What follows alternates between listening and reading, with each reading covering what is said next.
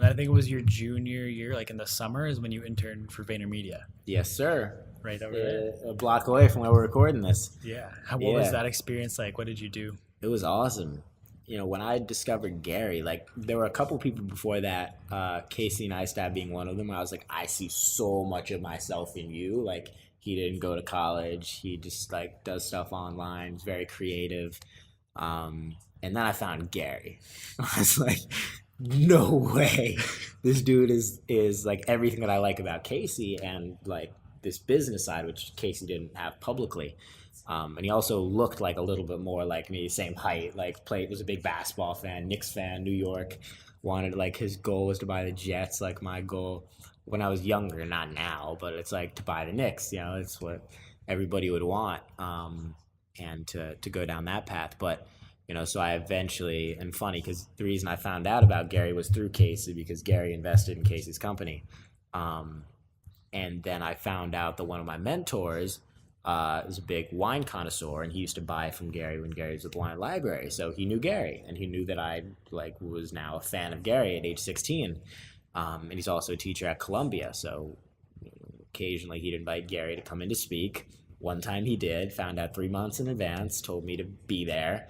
So I did, went up to him afterwards, and fortunately my one of my mentors, he had hyped me up to Gary. He was like, "Yo, you're about to meet young Gary V today." And Gary was like, "Well, I'm looking forward to it." So I went up to him afterwards, and he said I should come by the office and hang out. And fast forward, offered an internship, and I spent like a month there. It was great. I had a lot of fun. I learned a lot of stuff, and I think, I believe to this day I'm still I was the youngest person to have ever worked there. I might be wrong now, but at least at the time that was true. But that was like a great experience for me at that age to see that, and even when he was in the office, see how he moved. And I wasn't in his specific division, but I was in a division on the same like aisle. And that was a lot of fun to see kind of how all of them operate and how a 700-person digital agency works. Yeah. Did you ever have any one-on-one time with him when you were there? Like I know he has that open door policy. Not while I was there, but I mean I've talked to him since at events and stuff like that. But man, that is a busy guy, and I respect him for it. And that's what I'm trying to be like, to where literally every second of my time is optimized like crazy, and there are things being done on all fronts. And there are deals being negotiated for me while I'm doing podcasts. That's the point that I'm trying to, if not get to 100% of the time, double and triple down whatever is happening now. So That's fair. But there's never a time where you were talking to him and he gave you like some advice that has stuck with you, or has it just been like through osmosis and seeing him work and listening to his podcast or anything? It's a lot of him seeing some of the stuff that I do and me seeing a lot of the stuff that he does.